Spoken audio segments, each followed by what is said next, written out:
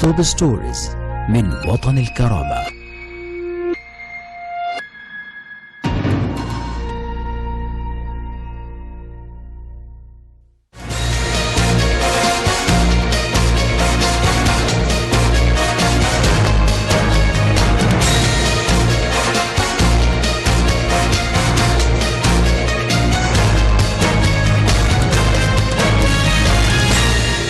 Hello, welcome to Watan al-Karama News Channel. It is 9 p.m. our time for top stories, and we start with latest developments in Libya.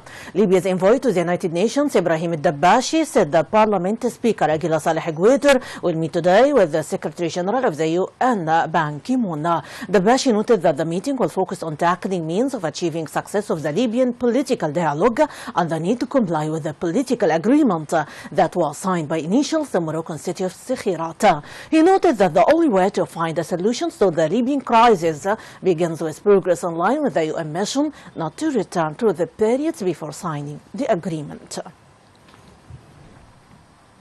Egypt's permanent envoy to the United Nations in Geneva, Ambassador Amri Ramadan, said Cairo supports the legitimate institutions of Libya, which embodies the will of the people that was expressed through free and fair elections.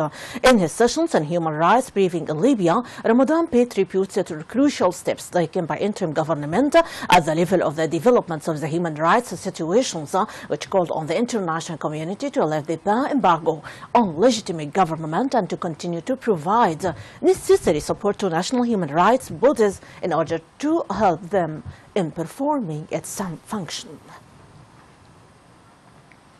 Media sources confirmed that the UN Security Council postponed considering Libya's request to lift the ban on arming the armed forces to allow them an exceptional fight against terrorism, waiting for the results of the mediation efforts by the United Nations envoy Bernardino Leon. The sources said that 7 countries in the UN Security Council objected to the request of the interim government, internationally recognized, to lift the ban on the arming of armed forces, noting that 6 other countries agreed to request of the government, namely France, the United States, Britain, Chile, New Zealand, and Lithuania. Witnesses stressed that terrorist Daesh group raided citizens' houses in Al-Gharbiyat village, southwestern of the city of Sirte. The witness said that elements of the group have launched extensive inspections campaigns in search of weapons in Al-Gharbiyat village inhabited by Al-Furjan tribe. Terrorist Daesh group fully control of Sirte, which was handed over to them by terrorist Libya Dome militia.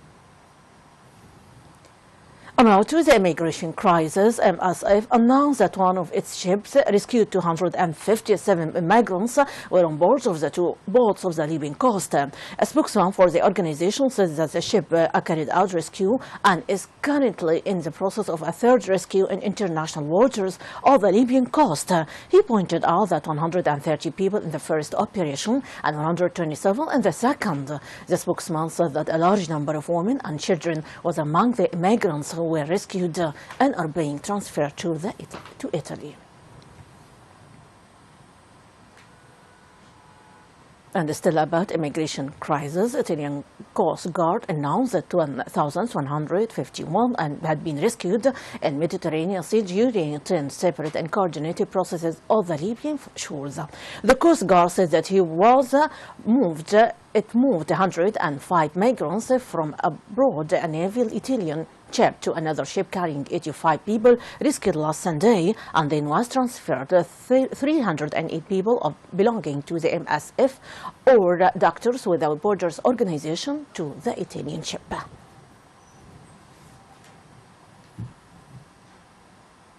Now we transfer to the international items, and now from Yemen. The death toll from an airstrike on a wedding party in Yemen has jumped to 131, medics said today, in one of the deadliest attacks on civilians in Yemen's war that drew strong condemnations from the UN Secretary General. It was an airstrike on a wedding reception, one of the deadliest attacks on civilians since Yemen's civil war began. More than 130 people were reportedly killed. Residents of Al-Wahij say 2 missiles smashed into tents hosting the wedding reception of a local man. A Saudi-led Arab coalition that's been launching air attacks on Houthis since March denies involvement in the wedding party attack. They say local militia may be responsible. Among the dead were women and children, the latest casualties in war that has claimed more than 4,500 lives. As world leaders debated a diplomatic end to the Syrian civil war during the United Nations General Assembly in New York today, video posted online appeared to show the aftermath of regime airstrikes and barrel bomb on Damascus and Homs. And video posted on a social media website is said to show a plume of smoke rising after the airstrikes and people treating a wounded person. Another clip appeared to show a helicopter flying skyward, dropping that are said to be barrel bombs over Homs.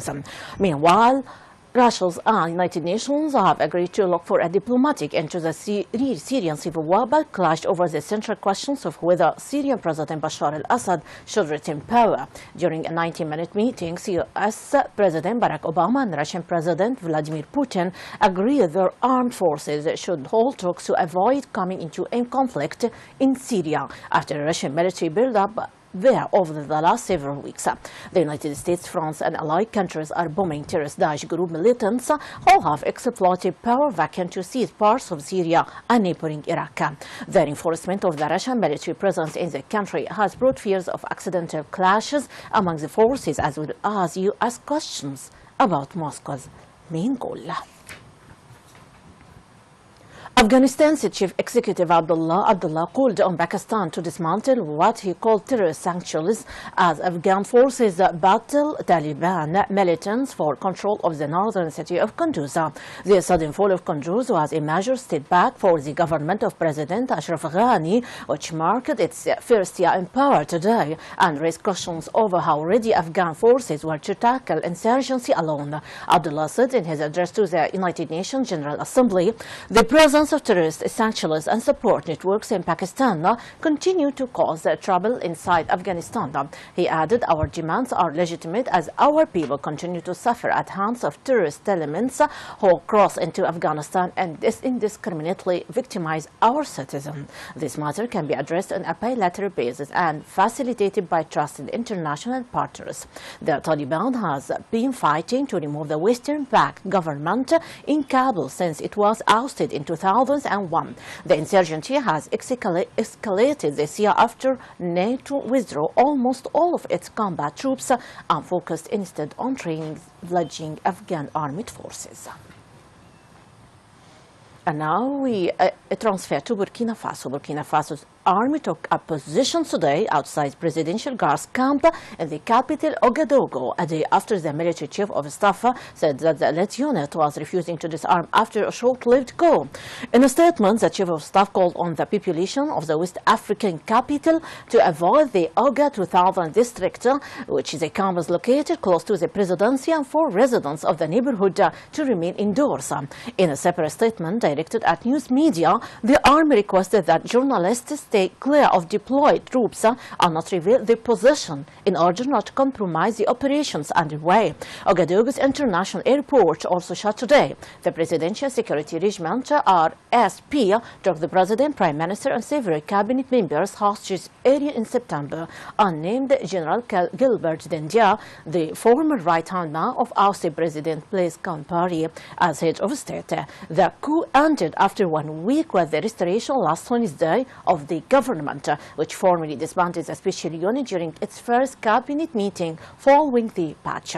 Regular troops began disarming the RSP over the weekend. My audience, that is the wrap-up of our top stories for today. For much more, you can check our website, www.watanilkarama.tv. Thanks very much for being with us. My greeting, Rانيا البليدى.